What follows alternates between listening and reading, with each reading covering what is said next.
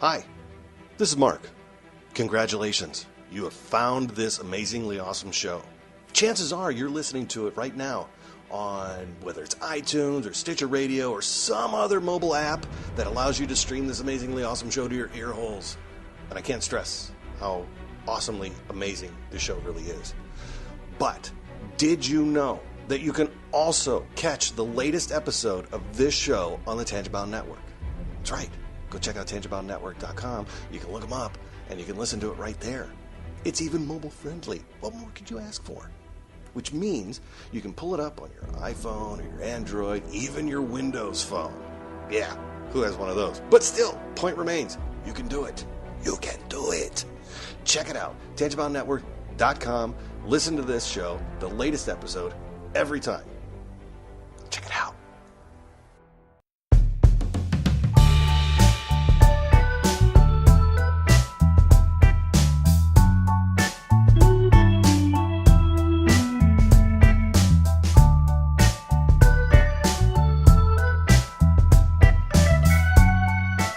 Hello, everybody. This is the MLBeers podcast with your hosts Andrew Sherman and Philip Korn. Philip, how you doing today? I'm doing well. My sunburn is finally peeling off my face after the 18 rounds of golf I played this past Friday for my buddy's wedding. And, you know, if he's listening, I want to give him a nice little shout out, Taylor and Molly Dockhorn. Congratulations, and thank you for letting me be a part of it. Did you mean 18 holes? Because if you played 18 rounds of golf, I would be really impressed. Well, 18 holes, 18 rounds. It's like the same thing. Yeah, I guess since you're a beginner, every hole's a round because it's just like yeah. it's just difficult to play. Yeah. At one point we had the course crew come up to us and asked if we could speed it up, and I was like, well, you know, if it didn't take me 12 shots to get to the green, I might be able to. Yo, that's bad when the course attendants tell you to do it. It's not the guys behind you. It's the course attendants. All right? Yeah. Because that's even worse. So, I mean, I'm glad that you had a really good weekend. I know that golf is not your forte. It's all about baseball, right? Baseball and tennis, yeah. Exactly. My weekend was okay, I guess. We had a lot of storms here in Springfield.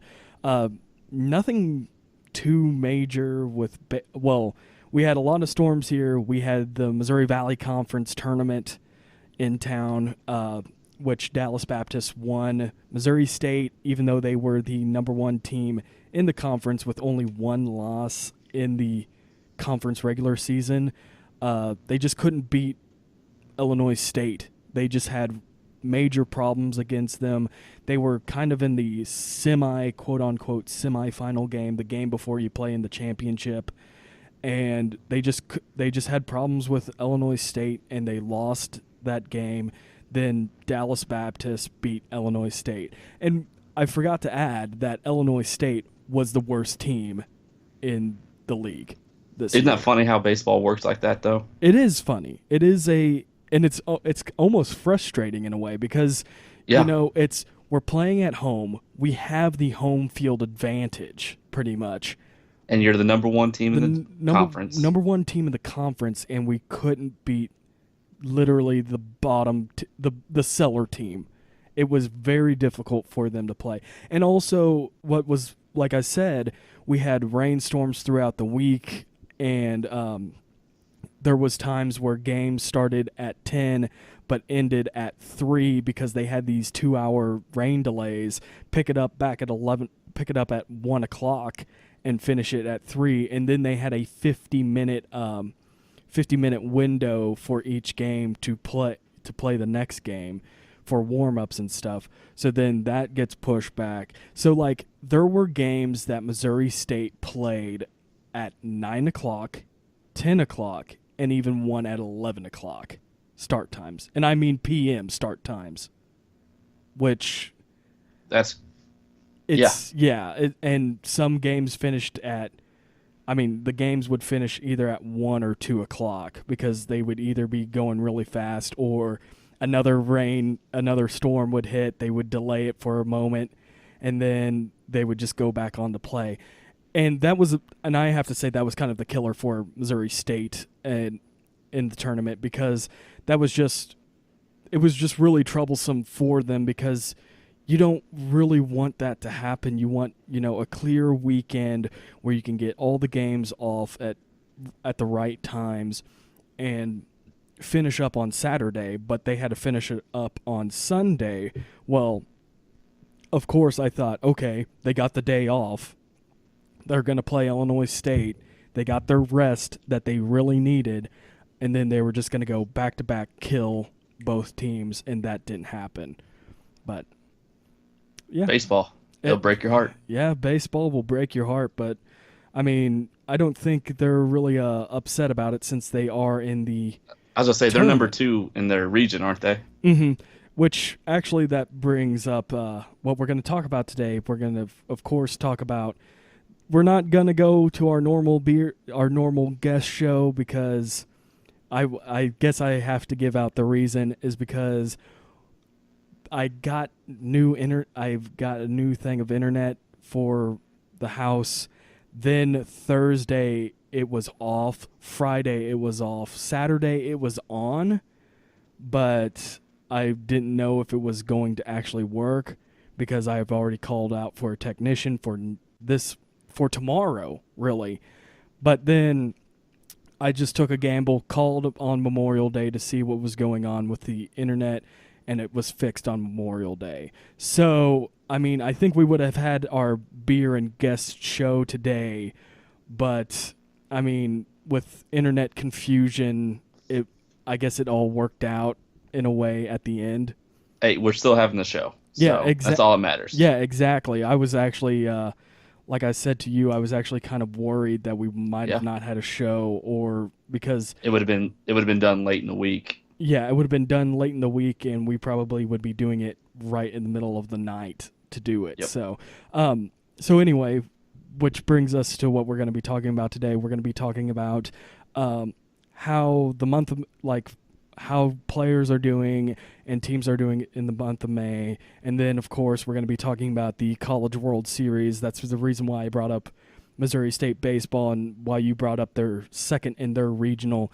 But like I said, first of all, if we don't have anything to say, let's talk about this past week. Very hands-on, as you can say, with a pun. Mr. Bryce Harper of the Nationals versus Hunter Strickland of the Giants going after each other, and then Mike Trout getting out 6 to 8 weeks because of a torn thumb ligament. But let's talk about Bryce Harper and his coiffed hair getting into a fight. And this is when the soundboard would be perfect. We could have the round 1 from Street Fighter. Fight. Round 1. Fight. Yeah, I think we need to start a GoFundMe. That's another hashtag. We need $200 for a soundboard. $200. I can probably figure out something to work with it, and then another GoFundMe for $800 so I can get a laptop for the show and for myself. So well, essentially, our listeners should just pay for everything in our lives at this point. Well, I mean, Logboat would probably already been paid for all the stuff, but I mean, at this point, but they're being stingy and just I haven't even reached out, so I can't really blame them. But we need they should just listen and hear much we talk about them, and then just be like, oh, this dude. Just throw cash at me. Cash me outside. How about that? Yes. We need we need Trap Jesus. Yes. Hashtag Trap Jesus for that. But anyway, what were you going to say, Phil? Looking at Bryce Harper, it was just such an odd thing because the whole premise behind it was Hunter Strickland was giving him back from 2014 when Bryce Harper just demolished 2 baseballs. Mm-hmm. Yeah. And Bryce Harper did his typical kind of persona where he kind of watched him. Mm-hmm. But it's Bryce Harper. That's what you expect out of that guy. Mm-hmm. And I think, I honestly like when a batter will kind of slow down, watch it, and kind of pimp it a little bit. Mm-hmm. Because look at all the other sports. Look what happens when a guy dunks it in the NBA. What a guy does when he scores a touchdown. Baseball's unwritten rules like, oh, you just got to put your head down and trot along. No, that's like, let's make it a little bit more fun. Well, and also another thing too with the, I guess, a surgence of these, personas. It's actually helping, the game grow in a way for younger fans. Because they like seeing that. They like seeing a guy like Bryce Harper demolish a baseball, flip his bat, watch it, and then trot around. Mm-hmm. I still remember there's a video. I think he was down in Double-A when he was rounding third base, and he blew a kiss to the pitcher. Yes. Yes, I like that. Yeah, and Hunter Strickland obviously was just not having it, and drilled him in the hip with about a 90-mile-an-hour fastball, and Buster Posey just stood there and let Hunter Strickland take care of business. See that kind of sounds like it was ready to happen. Not only that, but it was like it sounded like they kind of knew what they were talking about. Like Strickland told Posey, "I'm going to drill this dude. If he charges at me, let him charge at me." Yeah. Because it sounded like it's, I guess, a conspiracy of that. And just watching the video and just seeing Posey just like, all right, have fun. Yeah, I'm going to stay right here. I got fully he didn't even take his helmet off or nothing. He just stood there. He was like, all right. I'm all right. Let's the fight commence. And Bryce Harper tossed his helmet. Well, he chucked it very poorly. And then he caught like a slap. Yeah, that was the hilarious It wasn't thing. even like a closed fist. It was like a slap. Hey, and getting a slap by somebody is, not only painful, it is disrespectful. And, they exchanged couple seconds go by. They throw some punches. A couple of them land. And then the benches and everyone clears. Mm-hmm. Hunter Strickland gets ran over. Mm-hmm. And that's pretty much the end of it. Yeah, and it doesn't last that long, like most baseball fights, but at least this one actually had punches thrown. Mm-hmm. I think a little bit better. Yeah, and I think the one interesting thing is like, I think Bryce Harper, when he got his punches in, he was good about it. Like he kind of fell back, people holding him down. No, Hunter Strickland had 4 guys on him to bring him back to the clubhouse. If you watch that video, Hunter Pence, he's injured right now. I mean, he could still walk, but it's just like you see Hunter Pence trying to do swim moves on him to make sure he doesn't go after Bryce Harper. And that was just the funny thing. Like, everybody's just watching him just try to get out of these strangleholds pretty much. And Bryce Harper just has Ryan Zimmerman behind him, kind of has him underneath his armpits, and then at some point Zimmerman lets go and Bryce Harper just turns his back and walks down to the dugout. Exactly. And also I have to say with Zimmerman holding Bryce Harper down, it created a prom meme. Yes. All right, which is really funny, as Ryan Zimmerman being the man and Bryce Harper being the woman with the coiffed hair. But go ahead. I saw a really good one too. It was Bryce Harper, that whole with his hair all volumed up and everything. Mm-hmm. And it says, "Hey bro, why'd you say your hair has more volume than mine?" Yes, I saw that one too. I think we need to start posting baseball memes more often. Like that one, it just cracked me up. That one was a really good one. And just out of all of that, what happened after that game? Bryce Harper ended up with a 4-game suspension. Yeah. Then Hunter Strickland got 8. No, he got 6, I believe. 6? Okay. Yeah, I was about to say if he got 8, that must have changed, unless Bleacher Report, when I got the notification, Bleacher Report really botched the number. I saw it on the bottom line when I was watching the Royals game last night, so that's how I caught it. Oh, that Royals game. That was pretty intense. I got to see the last bit of it. Dude, I watched that whole game, and Well, I didn't watch the whole game. I fell asleep in the ninth inning with 2 outs left. Mm-hmm. So I didn't get to see the last out because I couldn't make it anymore. But no, that Eric Skoglund. Skoglund? Skoglund. Yeah. You know, he looked good. He did. And who's the Zimmer guy or whatever? Oh, God. Kyle Zimmer. Yeah, Kyle Zimmer. I actually posted that on the our Twitter group about that, which was really, really hilarious. The great white whale. Exactly. And I was going to say, if you want to join that Twitter group, DM us on Twitter and we'll add you to the group. I mean, we talk about baseball and life. Nothing else to it, right? No, that's it. And I will say, I know that we're kind of a little bit off topic for the moment, but I believe Royals Review liked a tweet from retweeted a picture of Skoglund being an IKEA item. Yes. So, which I really liked. It was perfect. But getting back to major league players besides the Royals, looking at Mike Trout going out on the DL for the first time in his career, and he's going to be out 6 to 8 weeks. Yeah, 6 to 8 weeks for a torn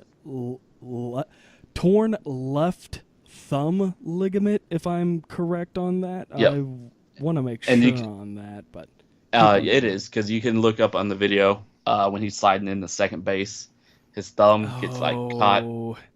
It's on a slide too. Yep. That's even worse. I mean, because you're always told to keep your thumbs up, and when he slid in, he kind of went in, he had his hand straight and his thumb down, and it just caught and just went back and tore. Which I guess that's better than having a broken thumb. Exactly. Because that left hand's his bottom hand on his bat, and if you broke your thumb, that's going to be a little bit longer. Yeah, and like with this is the difference about it. It could happen at any time. Look at Johnny Peralta earlier this year and a bit of last year, where he had a torn left thumb ligament, but it was because of his batting.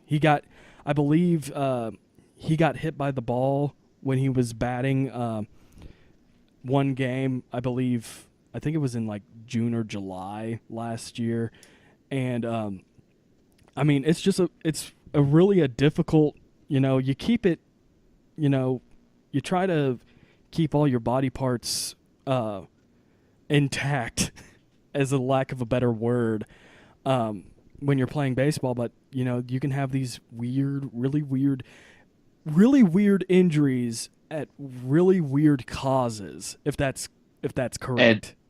And I saw a quote from Ned Yost, because someone with Mike Trout getting injured, and they asked him like, "Well, are you ever worried about Eric Hosmer getting injured?" And he looked at the reporter and said, "No, because it could happen with him crossing the street. It could happen with him taking a jog around the track. Anything." He's like, you just can't think about that kind of thing. It's baseball. Like, it's going to happen. Or you can get it while riding a dirt bike. Got a little jab in there for Mad Bum. Got to get that little jab in there. Hey, if you say Mad Bum 3 times in the mirror, Joe Buck will show up. Oh my God, that is great. That is fantastic. But yeah, I mean that's really been the rage of topics lately. Is I mean, with baseball. Bryce Harper, Hunter Strickland fight one. I'm pretty sure there's going to be another fight probably when the Nationals and Giants play again. And then Mike Trout just doing, I guess, not unlike Mike Trout things. Yep. With him getting injured. I will also add, speaking of Mike Trout and the Los Angeles Angels, we are one home run away from 600 for Albert Pujols. Last night he hit a home run. I can't remember the team that he was it was against the Atlanta Braves. It was off of Bartolo Colon. A nice shot to left field. And I mean, it was towering. So I'm happy for him. even though there is a little bit of animosity with him for me because he was a former Cardinal, but I mean, what can I do, right? Just cheer him on. Hopefully he makes the Hall of Fame. Oh, I think I'm pretty sure he'll make the Hall of Fame with the 600 home runs for sure.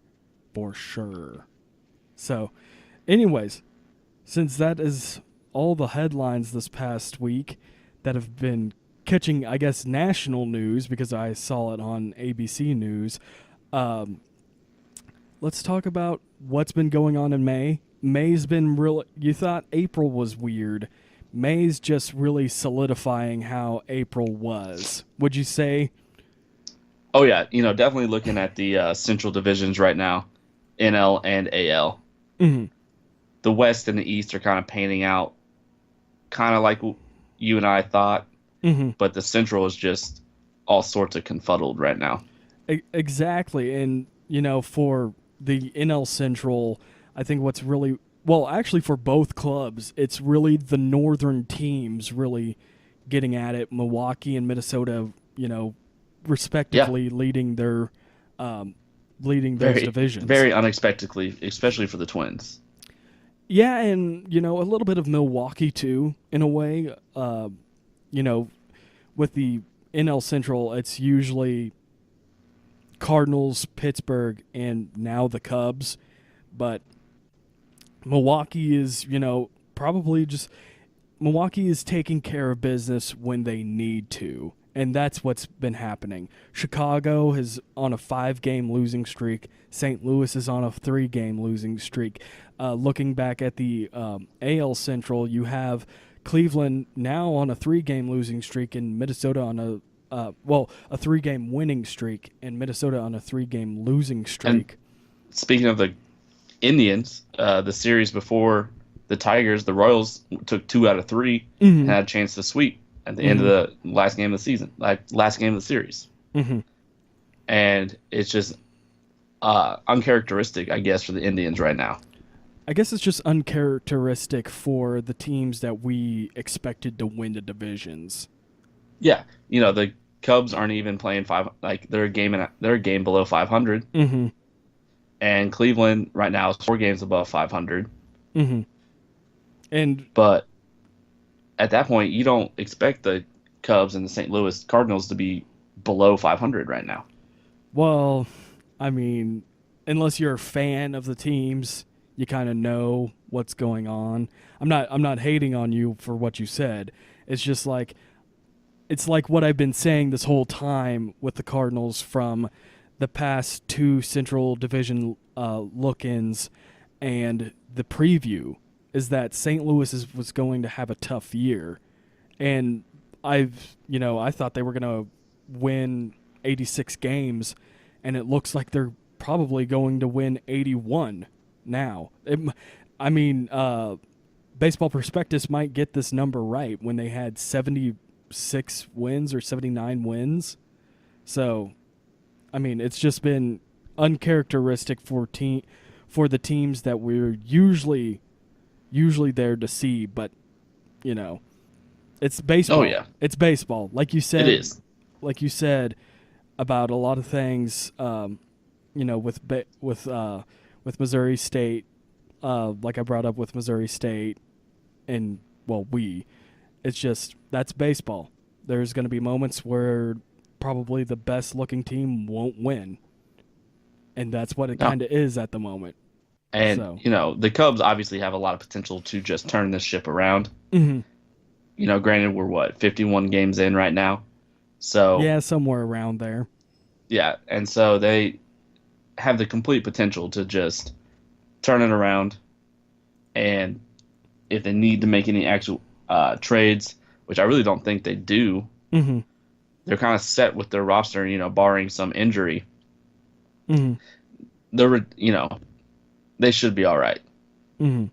But you can look at teams like Minnesota and Milwaukee who are making a run for top of the division and playoff. You could maybe look at them to sell off some of their prospects to get a guy that will help them maintain where they're at, which will make them interesting buyers because, I don't know what their prospect system looks like, but at the beginning of the season, you wouldn't think us to be saying that the Twins and Brewers would be buyers by the trade deadline. Exactly. I believe that I had Minnesota and Milwaukee fourth. Towards the bottom? Yeah, fourth in the division. Predicting fourth in the division for the year. And really, those teams have just been outmaneuvering, outdoing what they're, I guess, supposed to do in a way, in quotations.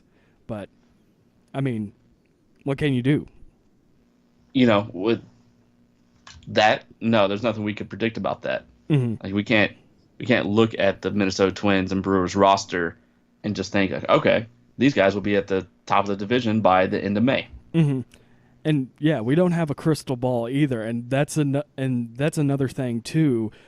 With that, besides Milwaukee and Minnesota doing so well, we predicted that Toronto would be top 3 in the division for the AL East.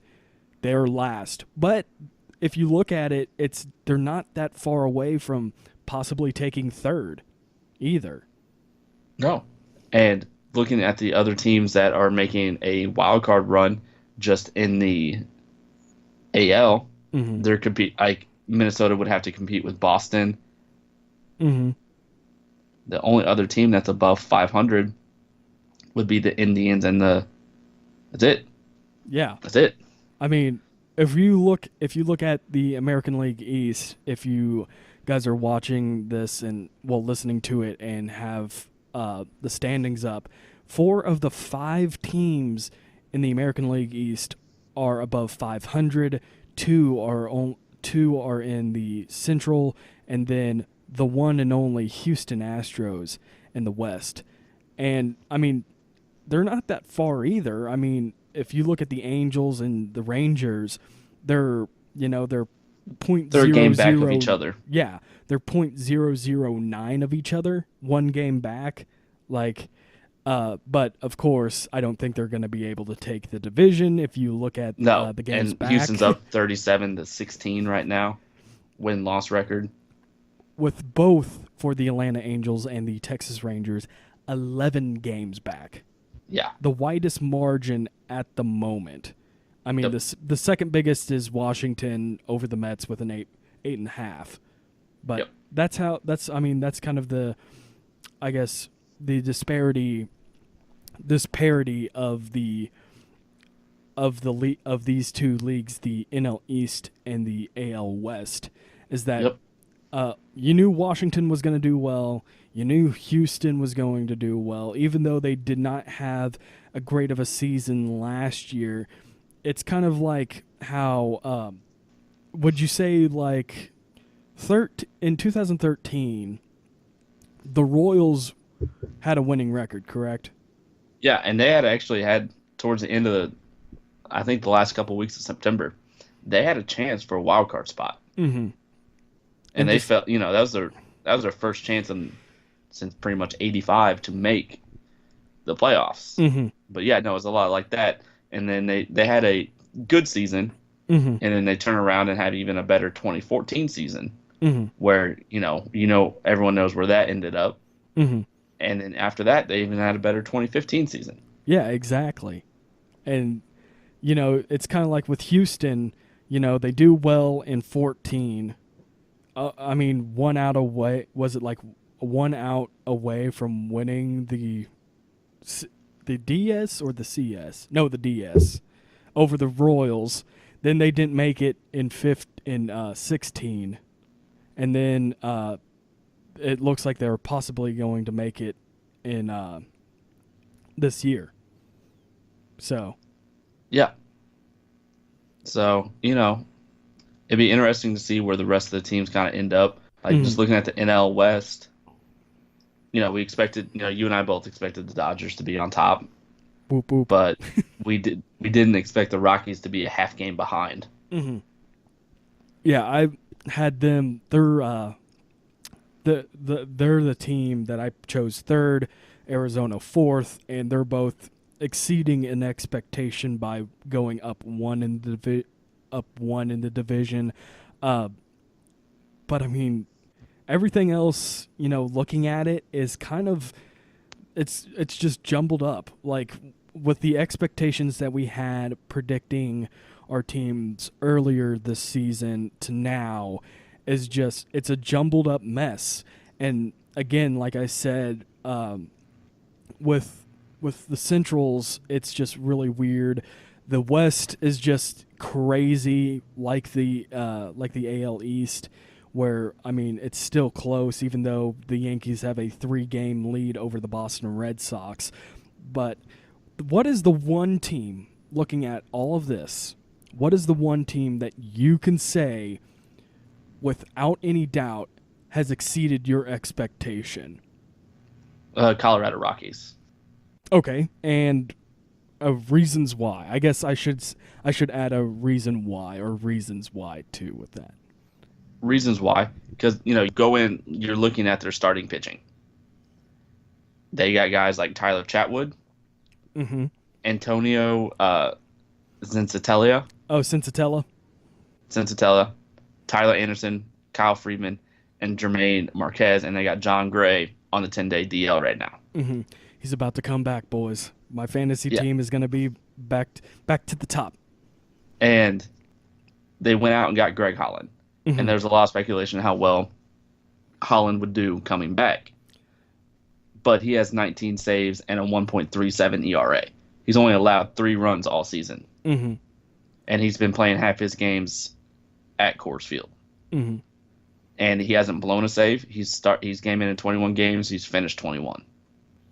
Mm-hmm. And then you kind of look at what they're batting. Mark Reynolds is doing well above expectations because they brought in Ian Desmond to play first base. But Mark Reynolds is doing well. DJ LeMahieu is hitting 282. Mm-hmm. Arenado is hitting 283. Gerardo Parra is hitting 291. Charlie Blackmon is hitting 327. And their catcher, Tony Walters, is hitting 287. Mm-hmm. They only have 2 guys in their everyday lineup batting below 260, and that's Trevor Story, who has 8 home runs, and Carlos Gonzalez, who has 4 home runs. Mm-hmm. And they're just exceeding. And, Ian Desmond came in 27 games, 110 at-bats, and is hitting 282 off the bench for him. Mm-hmm. So, they're just a team I didn't expect to be doing this well. And, I can agree for what you said, because they're really exceeding expectations. They're just exceeding expectations of what we had for them. But really a team that has exceeded my expectations for the season so far. Really, I mean, the Brewers have done well. I mean, it was going to be a flip-flop position if they were going to finish in the cellar or finish fourth, maybe finish third. But what definitely has thrown me off has been the Minnesota Twins. There is no way that you can't talk about the Minnesota Twins and not feel, I guess, something about it. Right now, I mean, they don't really, looking at it as a whole, the team doesn't really have a lot of players over 300. They have great 2 players at the moment that are 292 with Miguel Sano and Joe Mauer with a 286. Everybody else that is qualified with minimum plate appearances, they're just below, a little bit below average. I mean, Eddie Rosario 258. Byron Buxton, a guy that's really doing horrible at 199. Max Kepler, 255. Jorge Polanco, 259. But, really looking at this team, you have to say it's all about Irvin Santana. Irvin Santana. I was going to say the pitching as a whole, but looking at the starting pitching, it's not doing so well besides Irvin Santana with a 1.75 ERA. Not really flashy with his strikeouts, a 6.55 Ks per 9.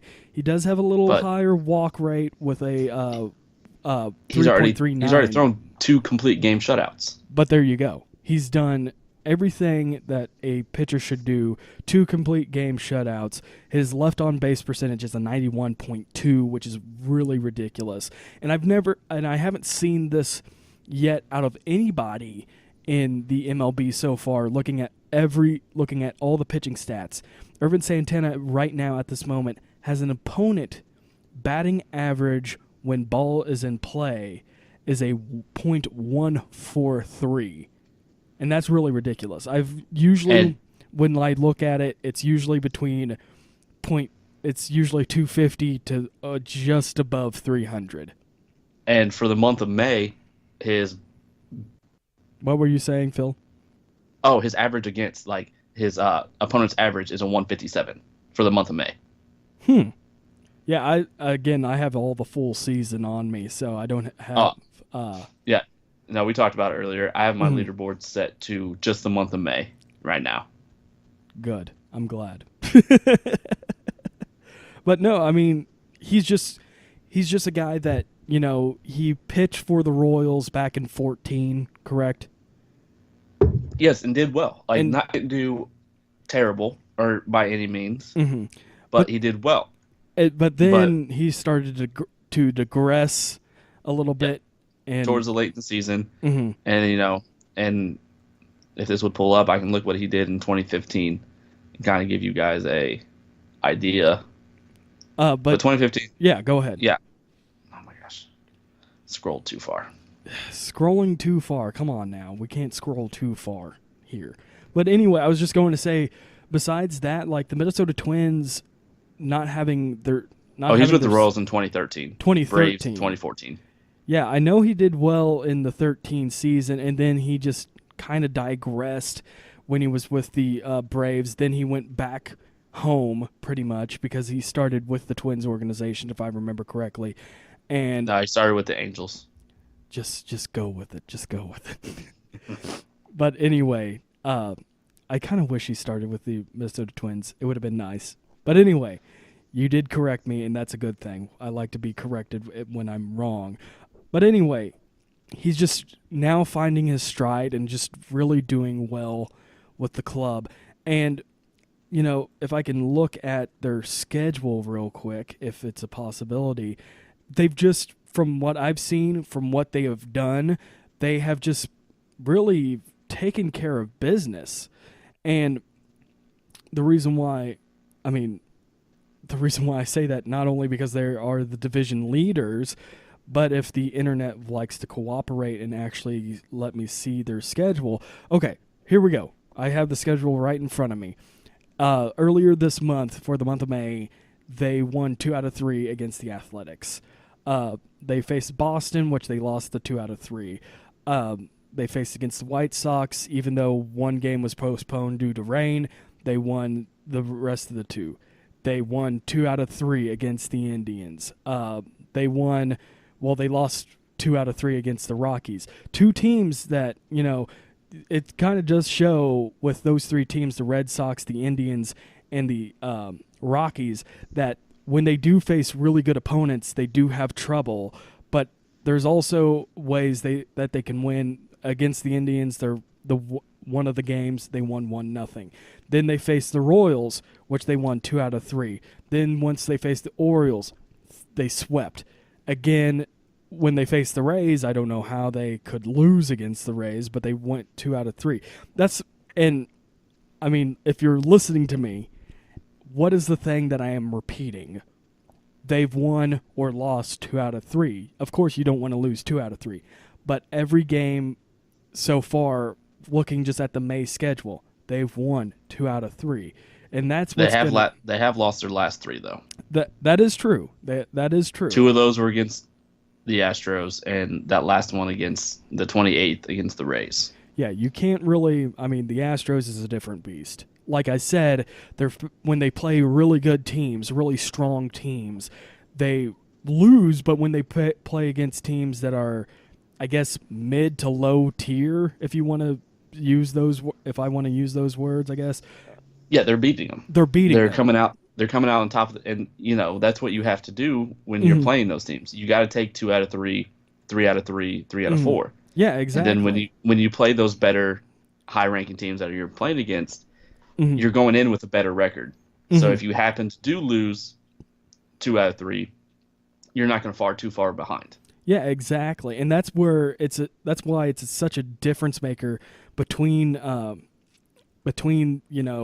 good teams that win, like the Houston Astros, where they just have the power and the punch to win. Right now 37-16. But then when you're Minnesota Twins, when you're not expected to be so hot or so good, they're winning games because they're chipping away, getting those 2 out of 3s, 3 out of 3s, 3 out of 4s, all of that. And also another interesting thing, you did bring up that they were on a 3-game losing streak, but right now, if you look at it, they're really doing well on the road. They're 14-5 on the road. They're having a little bit of trouble at home. They're 12-7, but that doesn't, you can have a little bit of troubles and do well. I mean, you can be like the Cubs, where they're 14-11 at home, but they're not doing so hot on the road, and where it's just really been a tough schedule for the Cubs. But we're not talking about the Cubs here. We're talking about the Minnesota Twins, and they've just been doing everything right where they've just are supposed to do things, chip away at the teams that are really good and really excel against the teams that they should, at least play in their tier, and just doing really well against those teams. So, I mean, for me, that's really much it about the Minnesota Twins. And I don't know what else I could say about that. So, Phil, do you really have anything to say about the Minnesota Twins? Well, just looking at them, with their being at the top of the division, if they're going to want to maintain and keep that spot or even compete for a wild card spot, you got to look at their bullpen. Their bullpen's going to need to improve. They can't have guys like Ryan Presley and Matt Bessel throwing at 8.50 and 8.66 ERA with 17-plus innings pitched. So they're going to have to find a little bit of security there. They're getting good use out of Brandon Kitzler and Craig Breslow. And they're hitting like Brian Buxton. You can't bat a guy who's batting 199 in the lineup every day. So it's a little bit of an anomaly how well they're playing right now. But, if they want to maintain it and make that playoff run, we kind of talked about it. There could be a guy looking to make a trade for a starting pitcher or a relief pitcher to kind of solidify that rotation and maybe even go and get a lower tier position player who's batting better than Buxton. Exactly.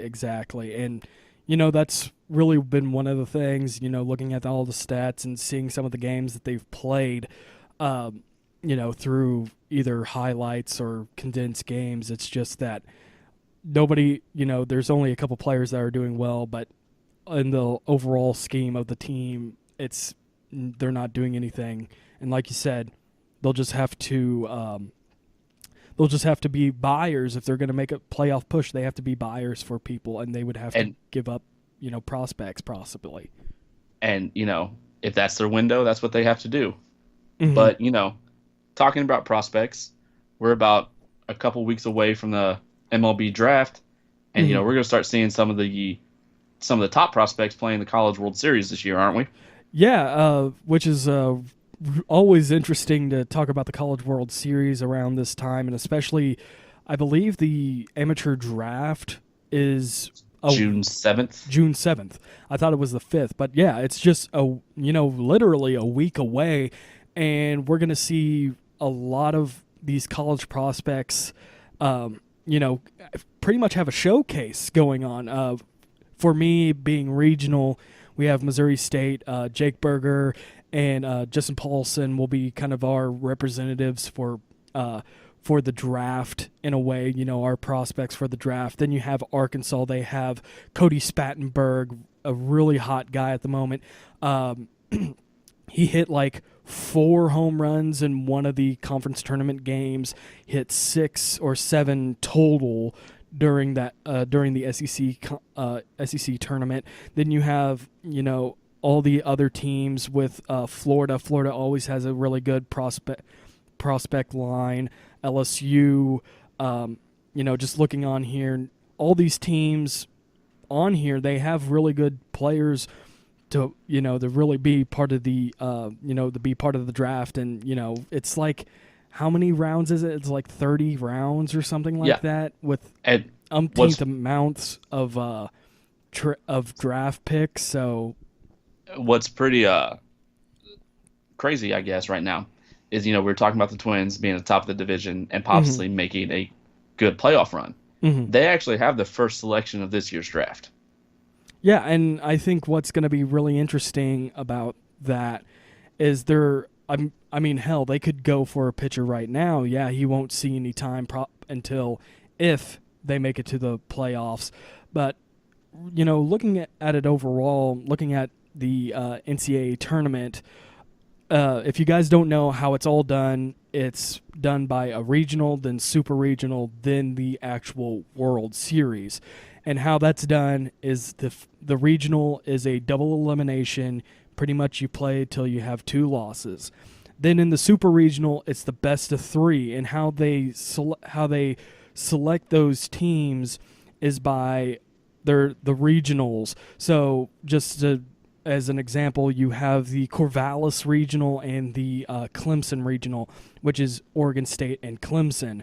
And the teams that win those regionals play against each other in the super regional, best of 3, and then whoever wins that gets to go into the College World Series. And it's usually 8 teams it's 8 teams, usually 3 of the top 8 seeds get in, maybe 2, and the seedings are done weird. The top 8 get regionals, the top 16 teams get host sites. The top 8, though, get to host the super regional, which they also host the regionals too, but I won't go into that much. But anyways, it's going to be an interesting one. I mean, it's always interesting to see all these teams in the NCAA tournament do well. I mean, there's your long-standing teams like Long Beach State, Oregon State, North Carolina, Louisville. Virginia has been a team that's been going on. LSU has been kind of a dominant force. Well, the SEC has been kind of a dominant force for the past few years, and I believe they got 9 teams into the tournament this year. Didn't tie the record with 10 from the ACC a couple years back. But also, it's another thing about it too is that you can have these unknown teams that have done well throughout the season really make a run to the World Series. Back in 2003, my Missouri State Bears made it to the World Series really unexpectedly. That was kind of a miracle run.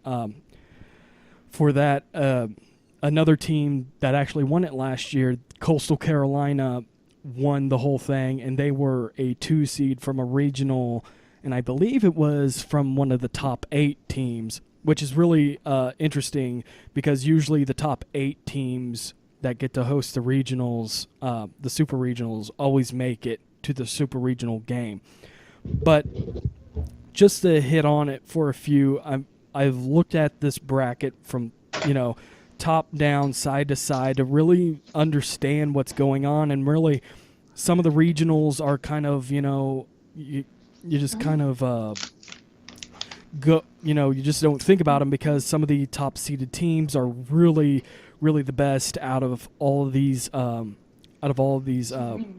brackets. You have, Oregon State really facing Holy Cross, Yale, and Nebraska. I think Nebraska will give them a run, but Oregon State I don't see Oregon State losing to that. Then you have like the Long Beach regional. where Long Beach will play against San Diego State, UCLA, and Texas, which will be a good one. But then again, Long Beach State has the possibility of winning it all. But just looking at it, I have for my selections of the top 8. Just really looking at it, my selections are Oregon State makes it, Long Beach State makes it, and they would have to go through Stanford, which is one of the top 8 seeds. And to be honest with you, I think Long Beach State has a better chance than Stanford. Again, Long Beach State is one of those perennial powerhouses that are going to be in the tournament every year, and actually fight for a position in the College World Series. Then in the lower part of the bracket, I have Arizona and LSU. LSU being one of the top 8 seeded teams. Arizona would have to go through Florida State, which Florida State did not have really a great year. They went 39-20. That does sound good, but 2 weeks back they were on the bubble of making it, and the only way that they made it was winning their tournament to get that automatic bid. But Arizona, I believe, has a better chance to make it than Texas Tech, which they were a really good team this year, 43-15. But I believe some of the West Coast teams are going to do really, really well in this tournament. Especially, even though Arizona is out of their elements playing in Texas, they still can feel the heat, and win it. And then, like I said, LSU would be facing against Arizona. Well, not facing. LSU would just be be part of the 4. Part of the 8. But their regional's super easy. They play against Texas Southern, Rice, and Southeastern Louisiana. Rice would probably be the team that they would have to face in order to play in the super regional. Of course, they would have to face the team that's above them in the bracket. But Rice is the only team that I could see that would really play against them.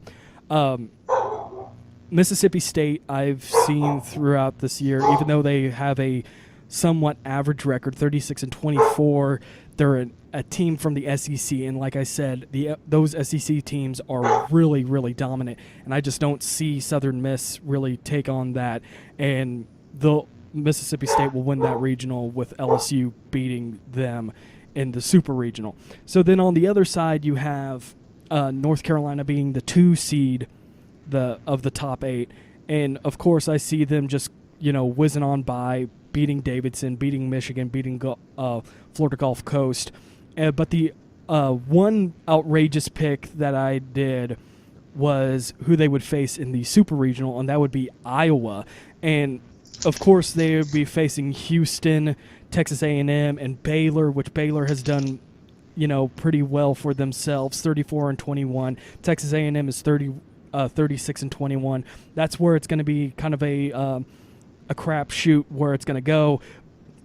But Iowa has done real well. I believe they were the Big Ten tournament winners, so they're coming in hot at the moment. They're going to be facing Houston, which Houston has a 40-19 record, but they're a team from, I believe, the American Conference or the Conference USA, where where it's not really much of a power it's not a power conference, so you're not going to have multiple teams from that conference.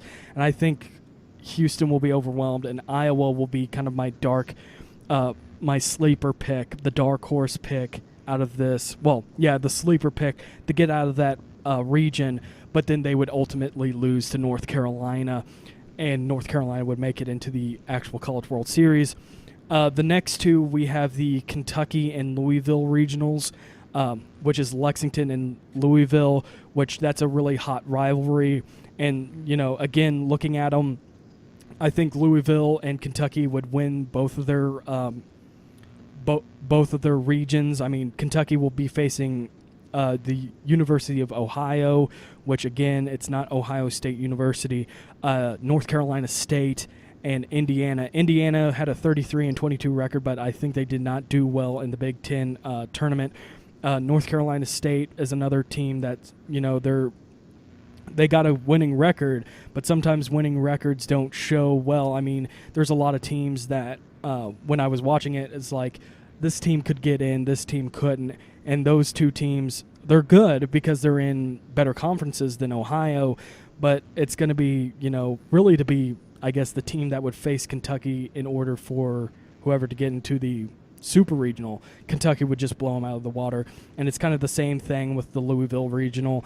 They would be facing Radford and Xavier in Oklahoma. Oklahoma would be the only team to really face Louisville, so Louisville would win their regional, and out of those two, I chose Kentucky. I might be biased here because the SEC is a really good conference. So is the ACC, but I mean that one is probably more of a coin toss than any other of the regionals.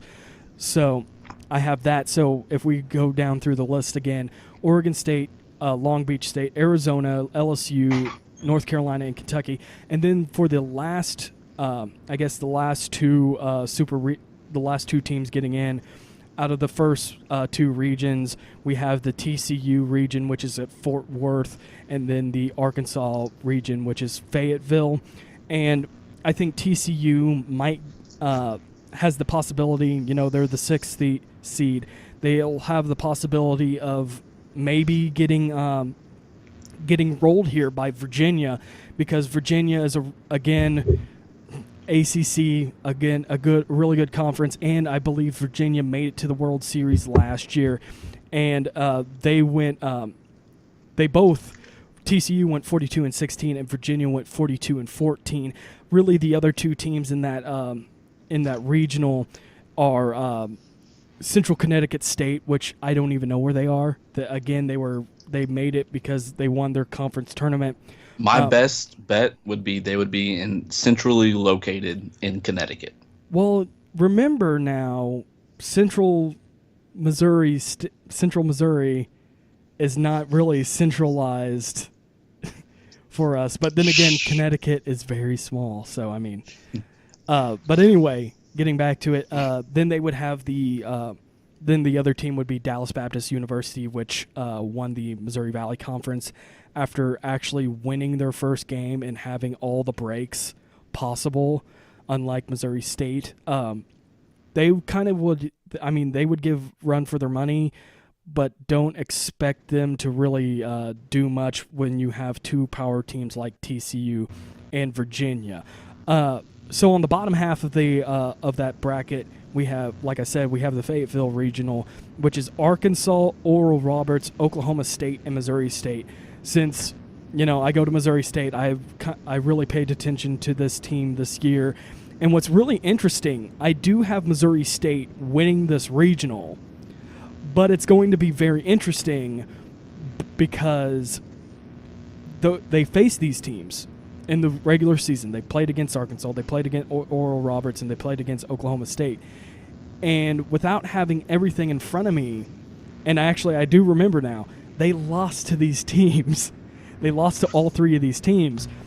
But now I think Missouri State is going to be coming out playing angry, and also Oklahoma State. And the reason why I say that, because Oklahoma State has a really, really bad record for being a tournament team. 30-25.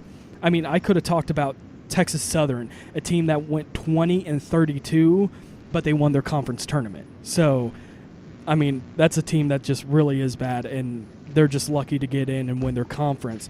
But the reason why I talk about Oklahoma State is that their last few games, they did bad, and then they get into the Big 12 tournament and win it by winning 8 straight games.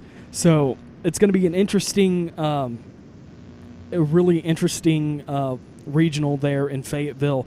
But, of course, I have to be biased, and I want to give my Missouri State Bears the opportunity to play in the Super Regional, which they would be playing against Virginia. And then, again, I love the high hopes.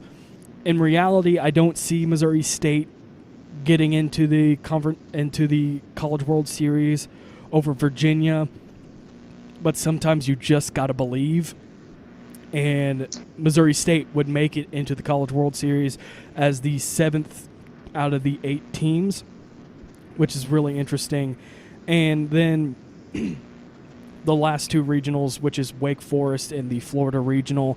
Florida being the 3rd seed. Of course, I have them winning that regional in a breeze because they face Marist, Bethune-Cookman, and in South Florida, which South Florida is really the only team to worry about for Florida. But then again, Florida has been a power team since probably they've been a power team since, the early 2000s, maybe the 90s, but they've really came into prominence in the late 2000s to now, and Florida would win their regional really easy.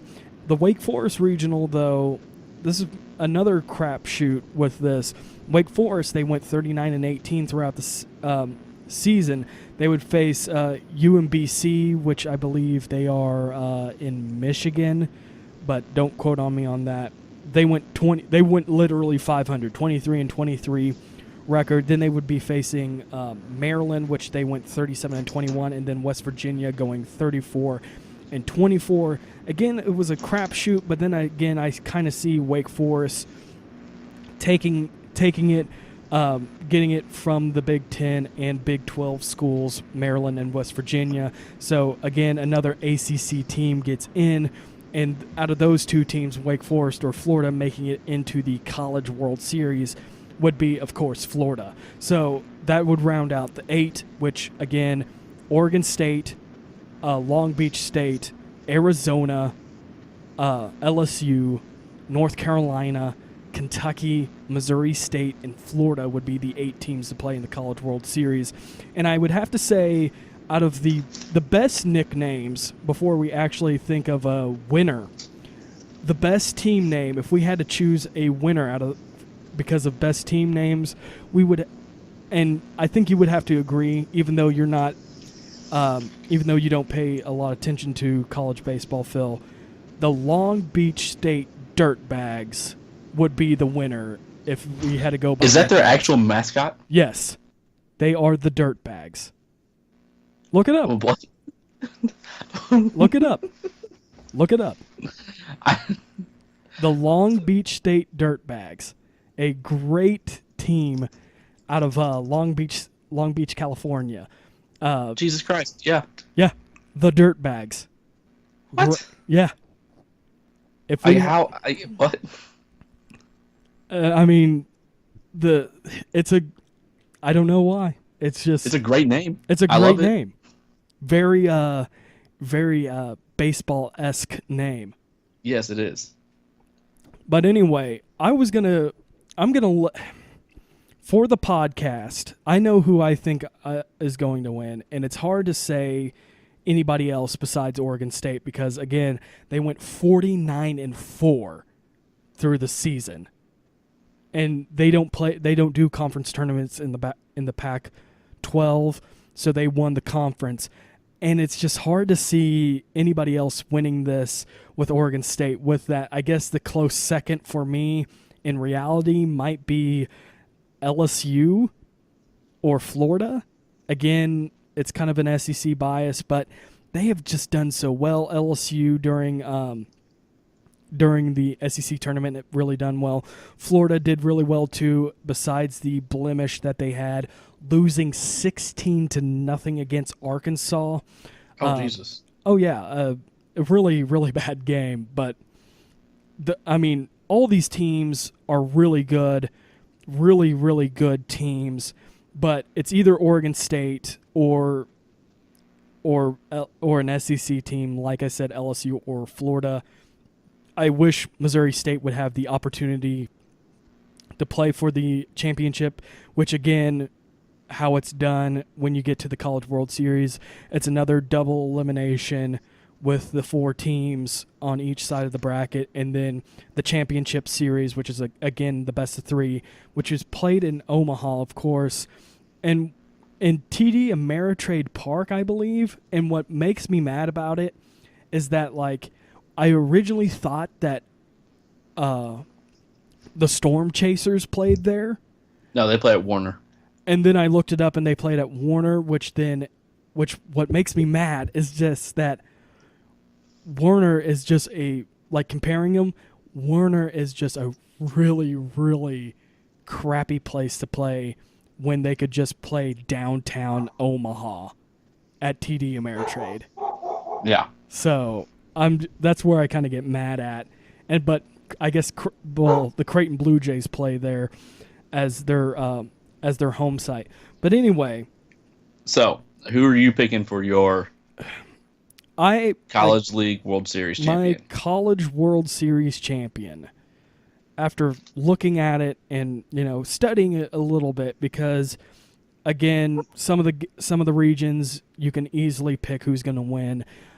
It's really, really hard to say, really hard to go against Oregon State winning it all, because again, 49-4 record, everybody's doing so well, but it just really depends on who gets hot here.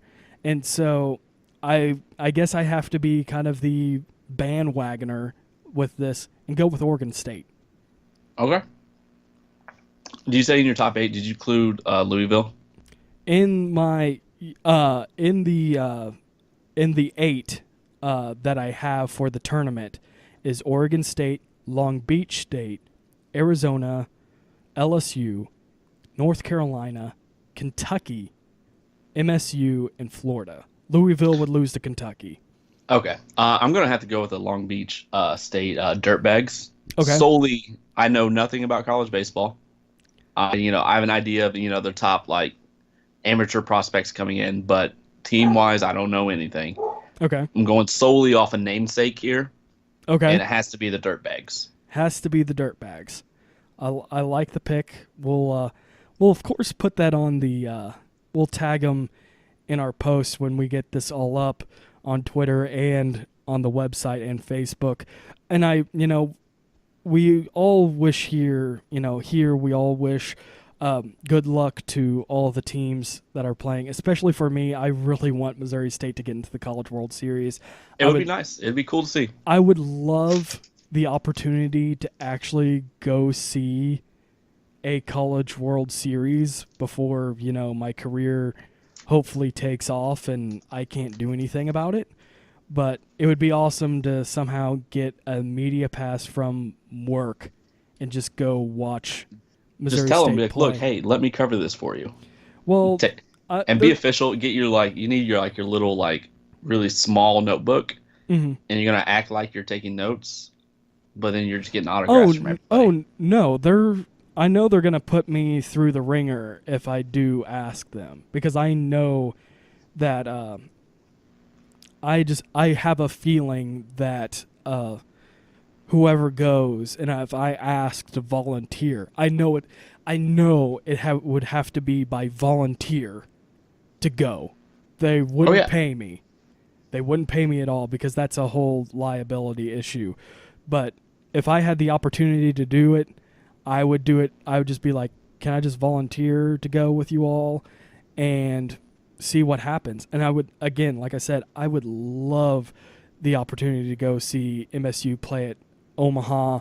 Again, in reality, it would be very difficult for them to get into the College World Series. Again, they'd be playing in Fayetteville.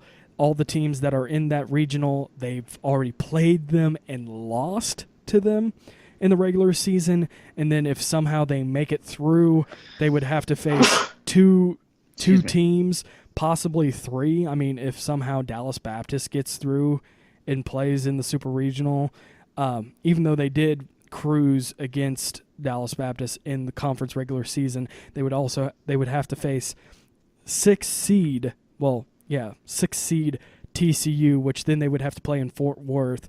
And then I don't know how they do it if the number 1 team doesn't win or the seeded team doesn't win, but I think Virginia might be the next team that they would have to face, and they would have to go all the way to Virginia to play a 3-game set, and a best of 3, and I just don't. It would just be very difficult for the Bears to do that.